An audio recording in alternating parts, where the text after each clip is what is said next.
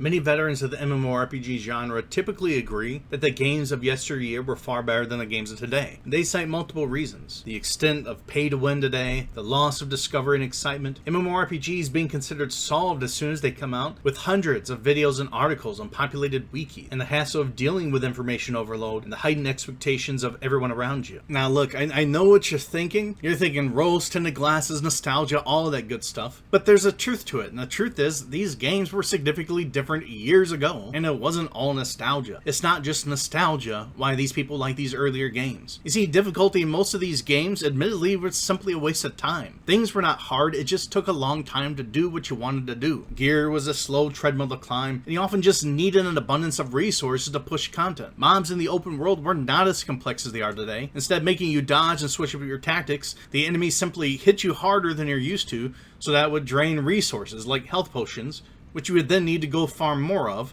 and waste even more of your time. And I'm not talking about those things. Yeah, I'm talking about the early MMORPGs, but I want to take a different approach. I want to talk about the roleplay, the newness of the genre, the sense of discovery, and what we don't see in our games today.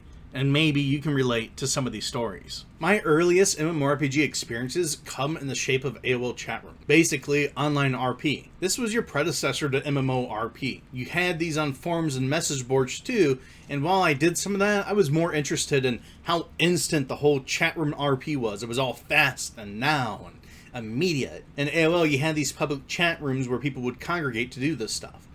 Most notable among them were chats like the Red Dragon Inn, also known as RDI, and the Forest. RDI was part of a simple fantasy universe known as Written, where pretty much anything goes. 99% of the time, this meant that we all had some kind of character that was an abomination of Dragon Ball Z, Sailor Moon, and whatever other kind of dark, edgy anime we knew about at the time. It was great. Written had a dice system attached to it. You could throw dice in these chat rooms too with chat commands, but many of us just ignored the dice and instead spam chat with emotes. Shit, we didn't even pay attention to most of Ridden's rule systems. Role-playing was essentially done by placing your actions between two colons, like this. Some people, got all fancy with it, and I was rather fond of this one. You were kind of known by your screen name, your font, the color, and how you kind of typed everything out. That was all part of your identity back then because there were no graphics. I also had to be a fast typer. Now, when it came to combat, me and a lot of my friends in these chat rooms, we didn't use dice, we would just spam emotes. Whoever typed more, faster, ended up winning whatever fight we were having with each other. And sometimes we'd put requirements for fights such as, you have to type at least 10 words per combat move. But most of us rule breakers, we didn't even bother with that. So what would happen is you'd have people trying to roleplay in these chats, and then me and my friends were spamming these emotes in full throttle, filling up the chat with simple emotes like punches you, moves, throws you into the air, flies up, punches you down. Meanwhile, everyone would be screaming at us to stop. Stop fighting! We're trying to roleplay! We're fighting and we are roleplaying! Let us fight! It was good stuff. And eventually, AOL chat rooms became a plague where predators would prey on children and whatnot, so all the chat room stuff went away years later. And maybe it was already the case back then, but most of us just didn't know it at the time. Eventually, I left the chat rooms because we moved. My parents didn't want to get internet again for a while because they didn't see much use of it back then. It was still the early days of the internet. Times, boy did the times change. You see, I didn't play the Gmods of the earliest days. I never got to play Ultima. What I did play outside of chat rooms were those countless free Korean MMORPGs. I cannot even remember the names of most of them. My chronological recollection is so off. There was Alien Online or something, Eyelids Online. I remember Fly for fun. I did play MapleStory a good bit, but I sucked at grinding, so you can kind of imagine how all that went. See, I wanted to get into EverQuest because that was super popular, and then Final Fantasy XI and then World of Warcraft later still. But my dad said that those games aren't worth it. He didn't see the value in buying a game and then paying to keep playing it, and to him it sounded like a scam. And looking back at it, it's like, I wonder what my dad would think of MMORPGs today, and what they become. Eventually all this changed when I got an Xbox 360. Some of my friends on there had gotten into a little game known as Phantasy Star Universe, and to me, that's where things really took off. Phantasy Star Universe had it all. I remember being so blown away at the time. A sci-fi online game, not an MMORPG, but close to it, and I loved sci-fi. There was lots of character customization, lobbies, your own living area you could customize, and the ability to change it to an advanced class, or types as they were called in this game. You had 3 types you could start as: Hunters, Rangers, and Force types. Hunters, those were your melee people. Rangers were gunners. Force were your casters and support. I didn't really know about, team coordination and whatnot. I was just a simple gunner. I had guns and I shot things, and it was fantastic. There was a good bit of customization allowed, including the idea of making androids. I was a big fan of Xenosaga at the time, and seeing how I could make a character that looked like Cosmos from Xenosaga, I decided to make Cosmos from Xenosaga and name her that. Because this was an online game with connected lobbies, you can meet up with other players and go on missions with them. I very quickly ran into another player that had a character named Shion, and was modeled after Shion from Xenosaga, and she and I became friends, and we ran some dungeons together. Good times. I have fond memories of this being my first online game in a shared universe that was consistent, though instance, outside of the lobbies. It wasn't an MMORPG, but it was the best online experience I had that was like it. I made some friends on Xbox 360, and yeah, I didn't play this on PC, but I ended up diving into the game. Now, the game itself, it was just alright. I personally loved it. I love sci-fi fantasy, and I wish there was more of it. There was a basic story that wasn't that great. You could take on these missions in single player, and they scaled vertically up in difficulty, where the difficulty was simply the limitation of your level and a gear check. So it wasn't really a challenge, it was just a gear check. One of my friends was a Force type character, which we were supporters, while I was a gunner, or ranger. He'd cast and I'd blast, and it was great. We made friends with a hunter, our melee guy, and he'd just run in and tear up stuff in close range. I still remember the dude just being high every time we played. And, these missions, they had portals, and the dude would just hop in portals and not really pay attention nor care about what he was doing. We'd ask where he was on the map, and he'd reply, "I have no idea." The game was centered around lobbies where you went on missions with your friends, or solo, and you could lock your mission with a pin code, and that meant that nobody could get into your room while you're playing. If you wanted to go solo, you'd lock your room, and that way nobody could join it. The thing is, most everyone didn't realize this, but they used the same pin code in this game. It was a 4-digit pin code, and you used your controller to put it in, because I don't think there was any cross-play. It was just, if you were on 360, you played with other 360 players. So you'd use your controller and put in the code. And I still remember it very well. Up, right, down, right, up, up, up, up, up, up, right, down, down, down. And translated, this was 1967. 1967. Most people did this to give themselves a random code because they didn't really care about, a complex pin to lock their mission areas. But as a result, the majority of players locked their games with the code 1967 because it was very, convenient to put in while thinking you're being random. And, everyone kind of uses the code thinking they're being random and mixing it up. But in reality, this was the vast majority of passcodes and pins people used in the game. I still remember hopping into people's locked mission rooms by putting in 1967 and then being like, "What the F? What are you doing here?" And I'd laugh, help them kill a few enemies, then I'd bounce out of there. Now, the thing is, one of my friends taught me this secret, and then he subsequently forgot all about it. We were goofing off one day, and I can't remember what for, but he ended up running away from me and disappearing into his private, his private house area. And I chased after him, and he tried to be clever, and he locked the door behind him, and he quickly secured it with a pin code. And what do you think happened? What do you think that pin code was? 1967. And I remember popping in, and he's like, "How the hell did you get in here?" And it's like he completely forgot he taught me this secret. It was a lot of fun, and I'll never forget the memories I made in this game. It was great. Eventually, I wanted more of an MMORPG experience. Phantasy Star Universe was, for its time, alright. Ultimately, it was just an okay experience.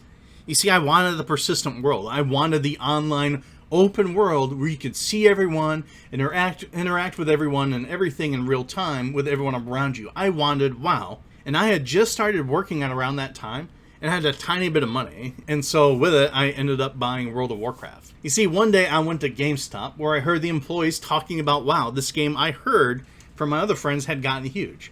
And apparently there was this controversy at the time because of WoW's new expansion. They decided to give Paladins to the Horde, and now the Alliance have Shaman too.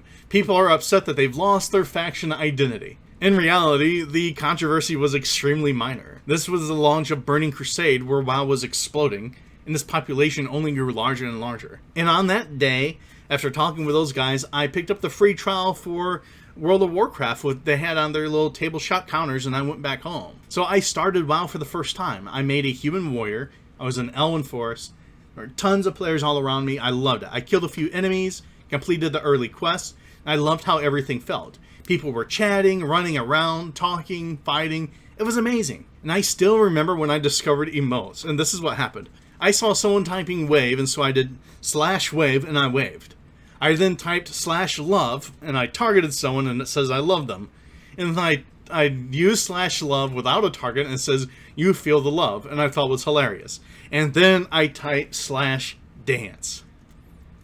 I immediately drove back to GameStop that day, and I picked up the game World of Warcraft and its expansion, The Burning Crusade, and I got an extra time card on top of it. I was hooked. Like, that's all it took. The power of /dance. I was hooked, and that was the start of something amazing. I eventually got my family into it. Some of the members of my family got into it, and I started there in the early Burning Crusade. That, Wrath, and the very start of Kata were the best experiences I had in an MMORPG of all time. Things are a bit different now. Most of your favorite games are declining. Many MMORPGs are dead. Some old school MMORPGs are still going, like EverQuest and Tibia. And you can play those, and there's people there, but the populations are about as small as you can imagine. In many ways, it's all different now, and most people don't care about those older games. Pay to win is huge today. Look at the ongoing debacle between Korean games in the West and how inflated cash ops are in North America and in Europe, in contrast to the Korean counterparts. We have fully embraced the pay-to-win philosophy of MMORPGs. Games used to be about looking cool and hanging out, and completing cool content with your friends. Now it's more about completing content as fast as possible and buying cosmetics. It used to be that cosmetics meant you did some cool shit to earn it, and now we've let developers convince us that cosmetics aren't real content, and now we get the pay extra for it. Full price expansions, subscriptions, cash shops, loot boxes. Elder Scrolls Online is actually one of the worst of these, silently, and no one talks about it. Final Fantasy XIV does this too, minus the loot boxes. For the price of the full expansion, you can buy a dog mount and a costume for one character. You have monetization out the wazoo, slots, players are frustrated. The wealthy well out on these games, creating class divisions within and without the games, and messing up the economies of people who want to play them. RMT was a thing back then, but it's far more rampant and profitable now than it ever was back then. And many times the games themselves are the ones, responsible for a good chunk of the RMT, like World of Warcraft and their tokens, which simply only contributes to the problem and makes it worse. Games are solved. Resources were always available back in the day. I mean, you had Alakazam for EverQuest. You had ThoughtBot way back in the WoW beta. You had forums where quests and bosses were compiled into these topics and cataloged for others. But with YouTube, it's all far more accessible and available today than it was yesterday. While there's nothing wrong with this has raised expectations of players for the people that they meet out in the wild. Players are more hardcore today. They complete content as fast as possible, as quickly as possible. As the launch of Classic WoW showed us, the player base today is far different than it was before. And that's fine. There's a place for that. People are having fun. But there's also quite a bit lost. Bungling around and being confused along with everyone else, and just hanging around and running around doing stuff without much attention for what was efficient or necessary. Most everyone in early WoW were clickers who clicked their skills. Everyone was lost, dazed, and confused, and it was a great time. Me personally, I'd love to see some old style MMORPGs come out. Some newer old style. I'm not talking about having enemies simply being a DPS check or having to endlessly gather tons of resources for weeks upon weeks, but just a different energy about the game. No metas, just playing, exploring, not worrying about the player base being at your throat for not knowing everything about the game either. I mean, as much as I've been enjoying Lost Ark, some of the people on the Lost Ark Reddit just not too long ago, when one of the new hard modes came out, they were counting on some of the players for not having completed it because those players hadn't yet paid out to advance their characters by buying all the stuff they need. I'd love more sci-fi. It's so rare nowadays to see any kind of sci-fi MMORPGs. Now you do have SWTOR, which I'm playing here in the gameplay footage, but also it's Star Wars. So if you want to have a different kind of world, there's not much other than Phantasy Star Online 2, which I honestly haven't played since the developers decided that they were going to release it in the West after all excitement had died out. I don't even know how many people even really play anymore. Maybe I'll pick it up sometime and play it and make a few videos just to see what it's like, but I'm currently broke as hell, so that's probably not going to happen anytime soon. You know what I'd love? Like Black Desert Online, but sci-fi. Add in some quality group content, make it all take place in a beautiful futuristic fantasy setting. It would be amazing, seriously. Black Desert Online is a great MMORPG to play if you only want to be solo. I feel they just need a lot more group stuff. And I mean, I'm not gonna say much good about BDO. It's just, it's in a rough place. I'll let its cash shop speak for itself. You see, there's been quite a bit that was lost, I think. I still play MMORPGs. I'm playing Lost Ark, Guild Wars 2. I'm checking out WoW again, and I'm still having fun. But I'm not having as much fun as I once had. I only hope future titles start exploring these lost venues. There's more MMORPG players now than they ever were before. They're just more spread out into more games than, simply everyone played WoW. So there's more people in the genre than before. But it's also not a huge genre. It's still kind of niche. But there's a lot to like about it. A lot of the new players, I think, never really got the opportunity to play these old games, and I think that they'd like it if they got the chance, or at least to kind of see what those games were about, but with a fresh coat of paint. But that's the end of this video. If you liked it, it would mean the world to me if you subscribed. I'm going to keep making content about this stuff. So let me know down in the comments what MMORPGs you started with, and whether you like them better today or before. And I'll see you next time.